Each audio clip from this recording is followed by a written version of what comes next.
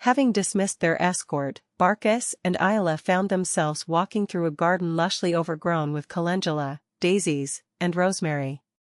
The heavy rain had battered the plants, forcing them to release a thick, intoxicating herbal fragrance into the damp air. Ayla took a deep breath of the tart scent, then raised her eyes to Barkas. "What happened last night?" Barkas, who had been staring straight ahead, slowly turned his head to look at her. Ayla searched his eyes. They were a pale, crystalline blue, utterly empty. They were like a perfect mirror, reflecting the stormy sky, but revealing absolutely nothing of the thoughts hidden beneath. Looking into those transparent, water-washed eyes, Ayla felt a sudden heaviness in her chest. Will the day ever come when I can truly see what lies behind them? Finally, Barkas's tightly compressed lips parted. "Nothing that need concern your highness." "So, something did happen." Barkas did not answer. He stepped out from the protective overhang and into the pouring rain. Within seconds, the heavy drops darkened the fabric of his cloak across his broad shoulders and back. Ayla stared at his retreating, indifferent figure with a flash of irritation. But then, he stopped and extended a gauntlet hand toward her. "The puddles here are deep," he said simply. Catching his meaning, Ayla flushed, glaring at him in frustration. She didn't want to yield to the sudden mercy of a man who had just spoken to her with such icy detachment. Yet, she could hardly leave her fiancé standing in the torrential rain, silently waiting for her. With a soft huff of reluctant submission, she stepped forward. Barkas bent slightly, hooked one arm beneath her knees, and lifted her effortlessly from the muddy ground. Ayla, just as she had done when she was a child, rested her head against his shoulder. "You know, there is a cruelty in you," she murmured. He raised an eyebrow at the sudden accusation, but Ayla didn't elaborate. Instead, she simply wrapped her arms a little tighter around his neck. Barkas pulled the edge of his cloak over her to shield her from the rain and began to carry her swiftly across the sprawling garden. Ayla pressed her cheek against his collar. He smelled of crushed herbs, the cold metallic tang of his armor, and the faint, clean scent of dry hay. Immersed in that cool, familiar aroma, Ayla felt her earlier irritation dissolve as if it had never existed. She smiled bitterly against his tunic. It was pathetic, really. She was agonizing over actions that, to him, were nothing more than muscle memory. He was only kind to her because of the vow he had sworn to her dying mother. His care was born entirely of duty. No more, no less. She understood this logically, and yet, she still couldn't banish the dull, aching pain in her chest. Cruel man. It would be better if you showed me no kindness at all. Perhaps then I could be content with treating this as nothing more than a political union. She lowered her eyes sadly. I will have hot water brought to my room. You should rest after we are inside. Barkas, having already reached the covered entrance of their quarters, stopped and gave a short nod. He carried her up the stone steps and seemed about to lower her to the ground, when suddenly, a blinding flash of lightning split the sky, followed a split second later by a deafening, earth-shaking clap of thunder.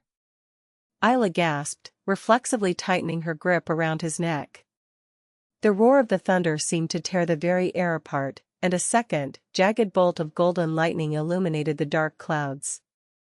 Ayla stared over Barkas's shoulder at the apocalyptic sky.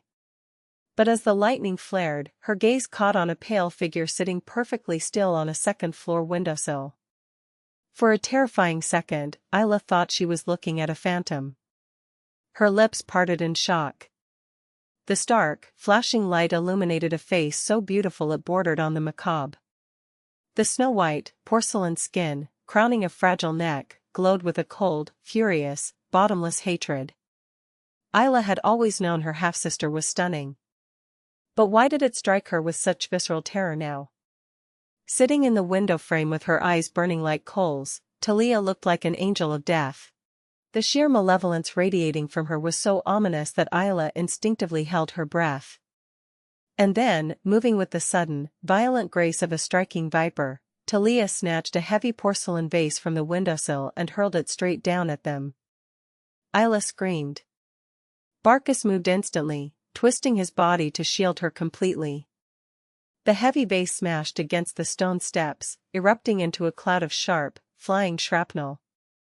Most of the pieces clattered harmlessly against his armor, but one jagged shard sliced across his cheek.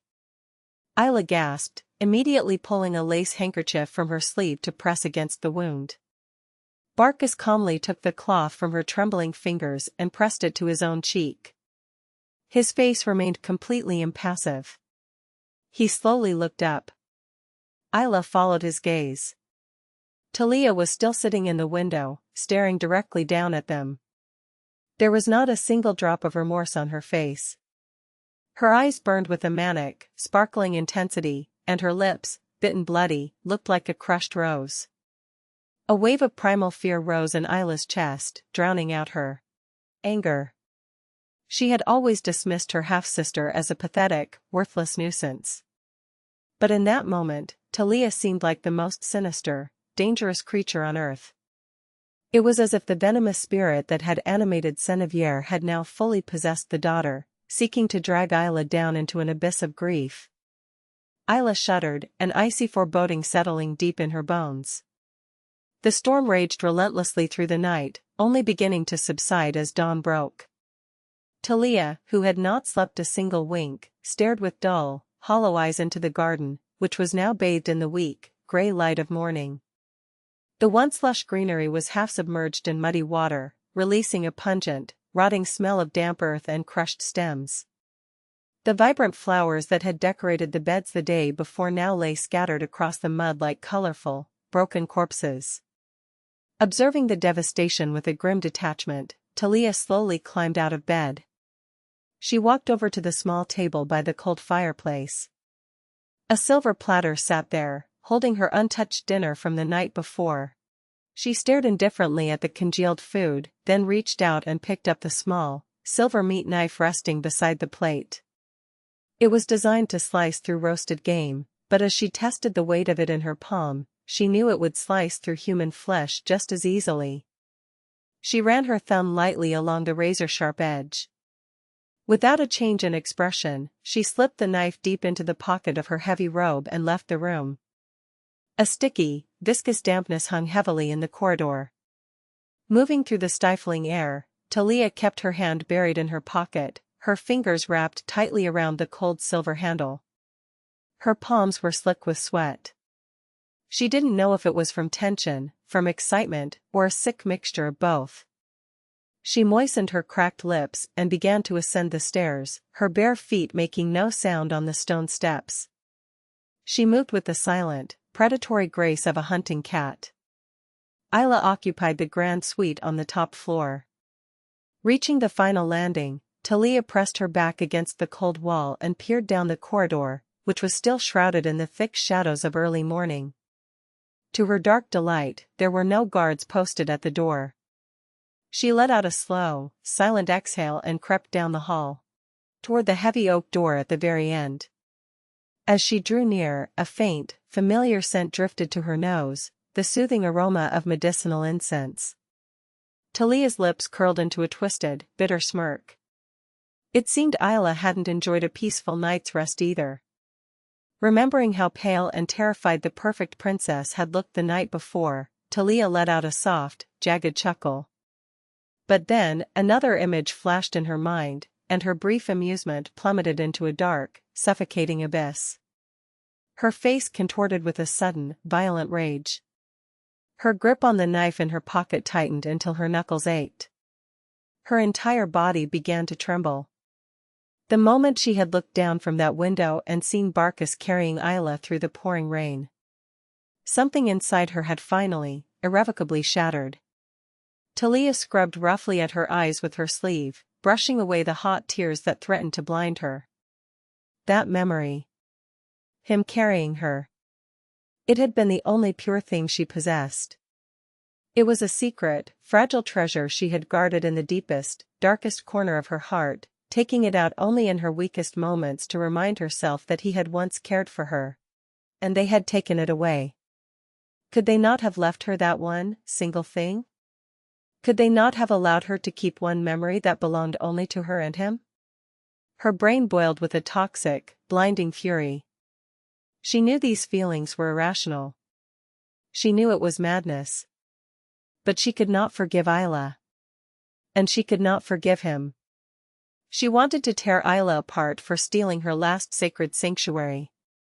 And she wanted to force Barkas to feel even a fraction of the agonizing, suffocating pain that was currently tearing her to pieces.